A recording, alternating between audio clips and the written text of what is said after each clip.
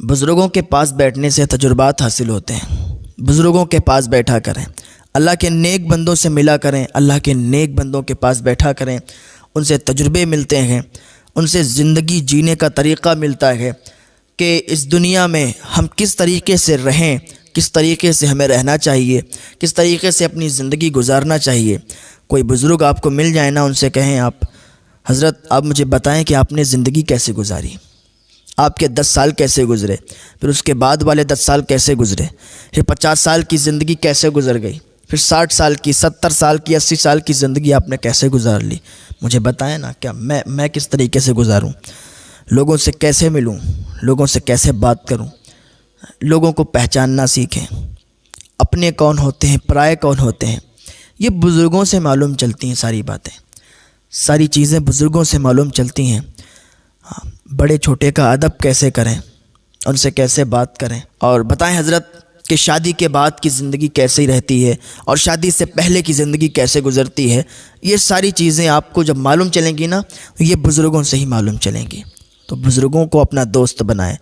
نوجوان تو آپ کے دوست ہیں ہی، نوجوانوں سے بھی دوستی رکھیں، لیکن بزرگوں سے اگر دوستی آپ رکھیں گے نا تو زندگی جینے کا طریقہ آپ کو مل جائے گا۔ اللہ والے ایسے ہوتے ہیں کہ اگر آپ ان کے پاس بیٹھتے رہیں نا تو دل کی دنیا بھی بدل جاتی ہے، آدمی کیا سے کیا ہو جاتا ہے۔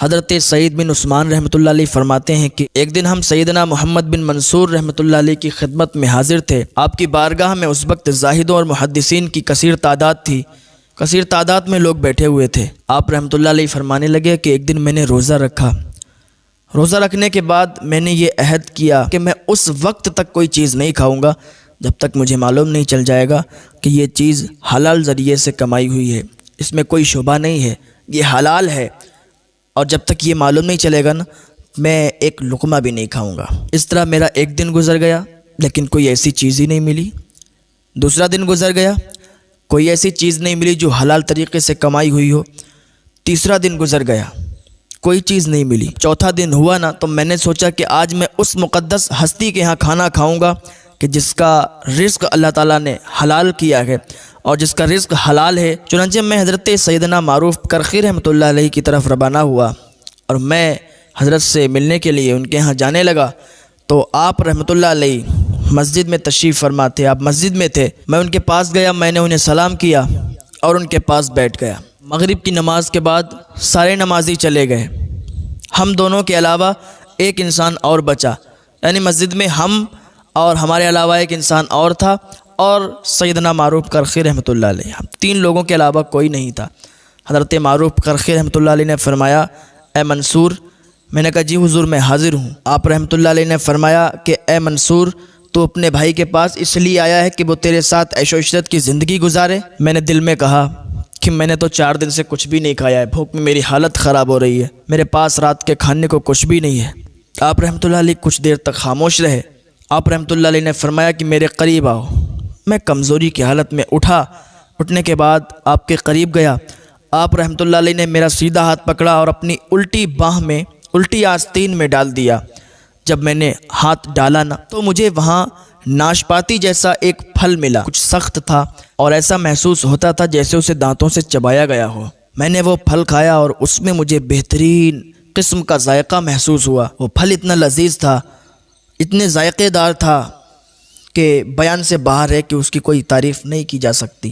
مسجد میں بیٹھا شخص مجھے دیکھ رہا تھا، اس نے دیکھا اور کہنے لگا کیا آپ ہی ابو جعفر ہو؟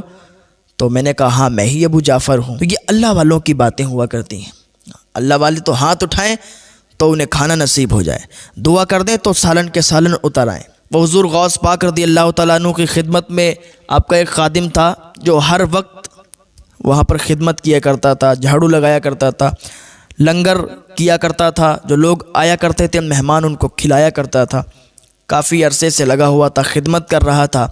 ایک دن 2 شخص حضور غوث پاک رضی اللہ تعالیٰ عنہ کی بارگاہ میں آئے اور وہاں پر انہوں نے اللہ کی بارگاہ میں دعا کی تو ان کے لیے آسمان سے کھانے اترے، انہوں نے کھائے اور جب جانے لگے تو اس کے دل میں آیا کہ یار میں اتنے دنوں سے یہاں پر کام کر رہا ہوں، یہاں پر خدمت کر رہا ہوں، یہاں پر لوگوں کو کھانا کھلا رہا ہوں، لیکن یہ کیسے اللہ کے ولی ہیں کہ انہوں نے اللہ کی بارگاہ میں دعا کی اور آسمان سے ان کے لیے کھانے اتر گئے۔ تو کیوں نہ میں ان کے ساتھ ہو لوں۔ لیکن اسے معلوم نہیں تھا کہ وہ کوئی چھوٹی موٹی ہستی کا خادم نہیں تھا، وہ غوث پاک رضی اللہ تعالیٰ عنہ کا خادم تھا۔ اس نے ان دونوں اللہ کے ولی کے پاس جا کر کہا کہ آپ اللہ کے ولی ہیں، مجھے بھی ساتھ رکھ لیں۔ وہ اللہ کے ولی کہنے لگے تجھے معلوم نہیں ہے تو حضور غوث پاک رضی اللہ تعالیٰ عنہ کا خادم ہے، تجھے یہاں سے بہتر کون سی جگہ ملے گی اور ہمارے ساتھ تو کیا کرے گا؟ تو یہاں بہتر ہے، تو ہمارے ساتھ مت جا۔ کہنے لگا نہیں حضور مجھے اپنے ساتھ لے لیں، میں اتنے دنوں سے یہاں خدمت کر رہا ہوں لیکن کوئی کرامت مجھ سے ظاہر نہیں ہوئی ہے، میں آپ کے ساتھ میں رہوں گا، آپ کی خدمت میں رہوں گا، ہو سکتا ہے اللہ رب العزت مجھے کرامتوں سے نواز دے۔ وہ تو دونوں شخص تھے، وہ دونوں اللہ کے ولی تھے، انہوں نے کہا ٹھیک ہے چلو۔ وہ شخص ان کے ساتھ ہو لیا، جنگلوں میں پہنچے۔ جب بھوک لگی تو ایک اللہ والے نے اللہ کی بارگاہ میں دعا کی، آسمان سے 3 سالن اور 3 روٹیاں اتریں، تینوں نے کھائی اور چل دیے۔ جب تھوڑی دور پہنچے، دوسرے جنگل میں پہنچے، دوسری وادی میں پہنچے تو پھر ان کو بھوک لگی، پھر دوسرے نے اللہ کی بارگاہ میں دعا کی اور آسمان سے وہی 3 سالن اور 3 روٹیاں اتریں، ان تینوں نے کھایا اور کھا کے چل دیے۔ جب بالکل صحرا میں پہنچے، بالکل جنگلوں میں پہنچے، بیابان میں پہنچے، وہاں پر کوئی نہ بستی تھی، نہ کوئی انسان تھا، نہ کوئی جانور تھا، نہ کوئی چرند پرند، نہ پانی، کچھ موجود نہیں تھا۔ جب وہاں پر پہنچے نا تو بھوک لگی، کیونکہ یہاں پر تو غوث پاک رضی اللہ تعالیٰ عنہ کا یہ لنگر کھایا کرتا تھا، اور وہاں پہنچا تو اسے بھوک کا احساس ہوا، یار کہاں آ گئے؟ اس نے کہا حضور بھوک لگ رہی ہے، آپ دعا کریں اللہ کی بارگاہ میں، کھانے اتریں تو ہم کھائیں۔ انہوں نے کہا نہیں، ہمارا قاعدہ یہ ہے کہ ہر انسان ہم میں سے ایک بار دعا کرتا ہے، ایک بار میں نے دعا کی، ایک بار انہوں نے دعا کی، اب باری ہے تمہاری، تم دعا کرو گے تو کھانا اگر اتر گیا تو کھائیں گے ورنہ پھر چلیں گے۔ اس نے کہا یا اللہ یہ کہاں پھنس گیا، میں اتنا کرامت والا کہاں، میرے اندر اتنی کرامت کہاں کہ آسمان سے میرے لیے کھانے اتریں؟ اس نے کہا میں تو آج پھنس گیا اور بہت برا پھنسا ہوں۔ آج حضور غوث پاک کی یاد آئی ہے اسے کہ وہ در چھوڑ کے آئے تو آئے کہاں، وہ در تو اتنا بڑا در ہے، وہ بارگاہ تو اتنی بڑی بارگاہ ہے کہ وہاں لوگ جاتے ہیں، اپنی حاضری کرتے ہیں، اور وہاں لوگ بڑے بڑے لوگ خادم ہونے کے لیے ترستے ہیں کہ اس در کا میں خادم بن جاؤں۔ ارے میں کہاں آ گیا، یہ اتنا سوچ رہا تھا، لیکن اس نے ہاتھ اٹھا دیا اللہ کی بارگاہ میں اور دعا کی۔ تو ابھی تو 3 سالن 3 روٹی آتی تھی، جب اس نے ہاتھ اٹھائے اللہ کی بارگاہ میں تو ابھی 6 سالن اور 6 روٹیاں آئی ہیں۔ سبحان اللہ، 6 سالن اور 6 روٹیاں اتر گئی ہیں۔ وہ اللہ کے ولی جو تھے وہ بھی چونک گئے کہ یہ ابھی تو 3 سالن اور 3 روٹیاں اترتی تھیں، لیکن یہ 6 سالن اور 6 روٹیاں کیوں اتری ہیں؟ کہا تم تو بڑا کرامتی ہو، تم تو کہتے تھے کہ ہمیں کرامت نہیں آتی ہے، لیکن اب تمہاری کرامت، اب تو ایسی کرامت ظاہر ہوئی کہ ہم سے زیادہ بڑھ گئے ہو تم۔ اب تو تمہارے 6 سالن 6 روٹیاں اتری ہیں، مجھے بتاؤ تم نے کس طریقے سے دعا مانگی، تم نے کس طریقے سے اللہ کی بارگاہ میں دعا کی جس کی وجہ سے یہ 6 سالن اور 6 روٹیاں اتری ہیں؟ اس نے کہا سنو، پہلے تم بتاؤ کہ تم نے کیا مانگا تھا، تم نے کس طریقے سے دعا کی تھی کہ جس کے ذریعے سے 3 سالن اور 3 روٹیاں اترتی تھیں؟